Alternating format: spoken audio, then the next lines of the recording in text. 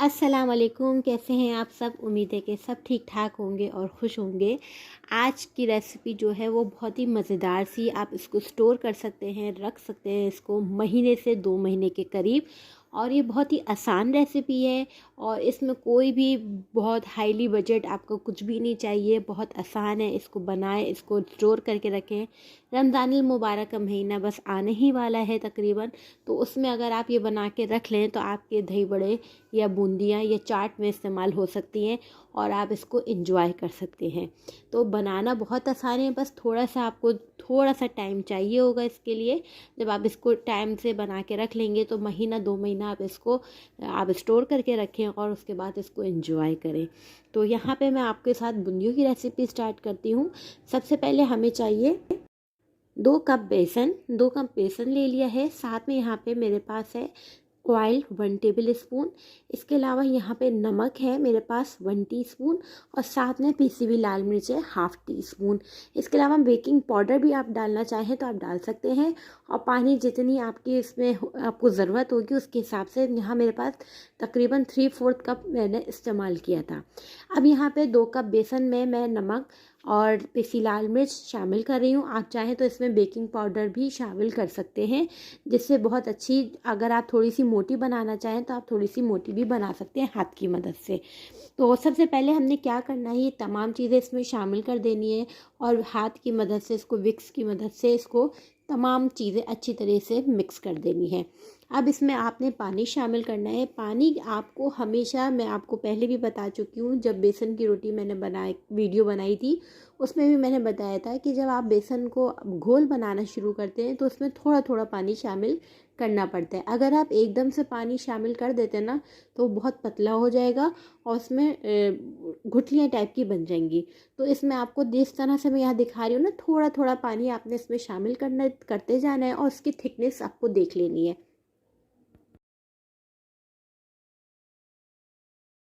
पानी कोई ख़ास टेम्परेचर का नहीं है, मतलब ज़्यादा ना ठंडा है ना गर्म है। नॉर्मल जो हम पानी इस्तेमाल करते हैं हम वो पानी इस्तेमाल कर रहे हैं। और मैं इसको विक्स की मदद से, थोड़ा सा आपको मेहनत करनी पड़ेगी मगर एक बहुत बेहतरीन चीज़ है। अब यहाँ पे मैं पीछे जो है ना, इसको मैं थोड़ा थोड़ा विक्स करती जा रही हूँ, मिक्स करती जा रही हूँ और इसमें पानी में शामिल करती जाऊँगी। इसी तरह आप लोग को भी करना है और एक अंदाजे के मुताबिक आप इसका जो है वो, आप इसका लिक्विड देख लें कि किस तरह से इसका बैटर तैयार कर लेना है। अब यहाँ पे देखें, पहले तो आपको थोड़ा सा होगा, अब ये देखें पतला होता जा रहा है। अब इसमें पानी डालते जाएं और अब आप चलाते जाएं, फिर देखिएगा इसका बैटर जो है वो कितना परफेक्टली इसका आ जाएगा। अब आप यहाँ देख लें, मैं इसमें थोड़ा थोड़ा पानी शामिल करती जा रही हूँ और इसको एक डो बनाती जा रही हूँ, लिक्विड। बस आपने इस तरह से मेथड को फॉलो करना है। और यहाँ पे देखें, ये हमारा जो है ना वो बिल्कुल अच्छे से, हमारा बेसन जो है वो बिल्कुल अच्छा सा तैयार हो जाएगा, गाढ़ा। अब आपने थोड़ा सा पानी ज़्यादा शामिल कर दिया। अब आप इसको मिक्स करते रहें विस्कर की मदद से और उसके बाद जनाब ये जो है ना, इसका लिक्विड जो है ना वो आपको मैं दिखा देती हूँ इसकी कितना इसका गाढ़ा होना चाहिए। देखिए इसकी मैंने परफेक्ट, ये देख लें, डाल दिया। अब इसमें तकरीबन थोड़ा सा पानी और शामिल होगा ताकि ये थोड़ा सा पतला हो जाए। बिल्कुल गाढ़ा पकौड़ों टाइप का, जो हम कड़ी पकौड़ा बनाते हैं उस टाइप का मैं नहीं रखना, थोड़ा सा उससे थोड़ा पतला रखना है, ठीक है। तो अब आप यहाँ देखें, इसको मैंने अच्छी तरीके से विक्स की मदद से इसको अच्छे से फेंट लिया है। अब इसको मैं इसकी थिकनेस आपको दिखा देती हूँ। ये देख लें, ये हो गया तैयार। अब मैं यहाँ पे आपको दिखा रही हूँ इसकी ना, इसकी जो इसका प्रोसीजर है ये कितना गाढ़ा होना चाहिए। अब आप इसका देख लेंगे इसकी कितनी थिकनेस है, इससे आपको अंदाज़ा लग जाएगा। चम्मच पे देख लें, ये हल्का सा इस पे मतलब रह जाना चाहिए। अब बस इसका प्रोसीजर, आप दूसरा स्टेप ये है कि आपको इसको बीटर की मदद से तकरीबन 5 से 6 मिनट इसको बीट करना पड़ेगा फुल स्पीड पे, ताकि इसका जो टेक्सचर है, एक तो ये क्या होगा, जब आप इसको बीट करेंगे तो ये जो बेसन होगा ये बिल्कुल लाइट हो जाएगा बीट करने की मदद, और इसके बाद इसका कलर जो है वो चेंज होता चला जाएगा। तो आपको खुद ही अंदाज़ा हो जाएगा कि कितना लाइट और सॉफ्ट हो जाएगा बिल्कुल। तो बस यहाँ पे मैंने तकरीबन 5 से 6 मिनट इसको बीट किया। इसका बिल्कुल टेक्सचर आप देख लें, बिल्कुल चेंज हो चुका है, इसका कलर भी चेंज हो गया, लाइट कलर पे चला गया है और बिल्कुल ज़बरदस्त सा। अब ये हमारा बैटर तैयार है। अब आपने क्या करना है, कोई कढ़ाई लेना है, कोई पैन लेना है जिसमें आपने तेल शामिल करना है, उसको अच्छे से गरम करना है। गरम करने के बाद ये चम्मच आप देख लें, ये चावलों में अमूमन इस्तेमाल होता है।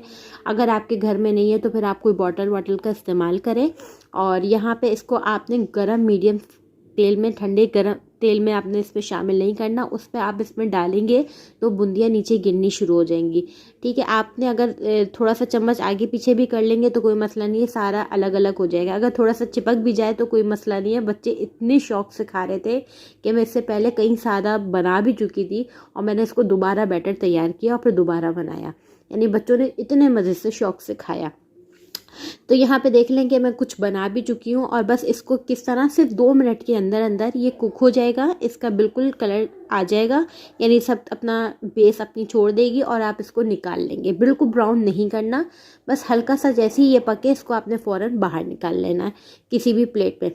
यहाँ पे मेरे पास दूसरा ये चम्मच है नॉन स्टिक वाला, ये अमूमन हर घर में होता है, तो इससे भी आप कर सकते हैं आराम से। इसके बड़े होल हैं तो आप इसको भी इसमें शामिल करेंगे बैटर, और इसी तरह इसमें शामिल करके और हल्का सा बस ये 2 मिनट के करीब ये पकेगा और इसके बाद आप इसको निकाल लेंगे बिल्कुल।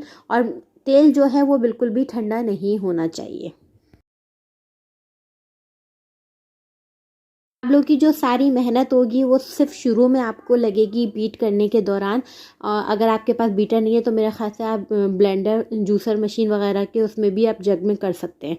ठीक है, अब इसको आपने सारे को निकाल लेना है, एक साइड पे प्लेट पे रख लेना है और प्लेट में रखने के बाद उसको थोड़ा सा आपने ठंडा करना है और फिर तेल को मीडियम गर्म करने के बाद वो तमाम सारे जो आपने बूंदियाँ तली थी, हाफ डन की थी, हाफ डन करने से आपका फ़ायदा क्या होगा कि आप इसको महीना 2 महीने तक स्टोर कर सकेंगे। इसमें नमी नहीं आएगी, सॉफ्ट नहीं होगी और करारी मज़ेदार सी रहेगी। तो इसको मैंने सारा दोबारा हल्का सा ठंडा होने के बाद मीडियम फ्लेम पे करके ऑयल को गर्म करके इसमें मैंने सारा ट्रांसफ़र कर दिया। अब ये 2 मिनट से थोड़ा ज़्यादा पकेगा, तकरीबन 4 से 5 मिनट लग जाएगा, जब तक ये अच्छे से गोल्डन ब्राउन ना हो जाए, प्यारे प्यारे बिल्कुल जैसे आपको दिखते हैं बूंदियाँ। तो उस तरह की जब तक इसकी शक्ल ना आ जाए जब तक आप इसको फ्राई करेंगे। हल्का हल्का आप हाथ चलाते रहें ताकि ऐसा ना हो कि एक साइड से हो और एक साइड से ना हो। हाँ जी, अब यहाँ देख लें कि इसका कलर आना शुरू हो चुका है और मैं इसको देखिए मुस्तकिल चला रही हूँ ताकि जो है ना बिल्कुल अच्छा सा प्रॉपर ब्राउन कलर सा आ जाए, प्यारा सा। बहुत ही मज़ेदार था, मेरे तो बच्चों ने हाथ ही नहीं रुक रहा था उनका, इतनी मज़ेदार बूंदियाँ तैयार हुई थी। बस यहाँ पे इसका कलर आ गया खूबसूरत सा। बस अब मैं इसको निकालना शुरू करूँगी ठंडे। आप इसे प्लेट व्लेट में रखें, जब ये ठंडी हो जाए तो फिर इसको एयर टाइट डिब्बे में स्टोर करके रखें। रमज़ान में इसके लिए बहुत ज़्यादा आपको ज़रूरत पड़ती है, और कुछ ना हो तो कम से कम दही बूंदी वगैरह चाट बना लें, छोले आप उबाल के रख लें।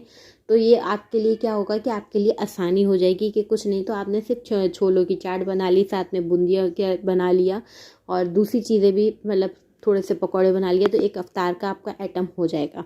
तो ये बहुत आसानी हो जाती है इससे। यहाँ पे मैंने प्लेट पे निकाला है ठंडा करने के लिए। इसका क्रंच मैं आपको सुनाऊंगी, बहुत ही ज़बरदस्त क्रंची। मैंने इसके साथ चाट बनाई थी जो कि मैं आपको रेसिपी शेयर कर चुकी हूँ, वहाँ पे जाके आप चाट की रेसिपी देख सकते हैं। बहुत मज़ेदार सी चाट थी।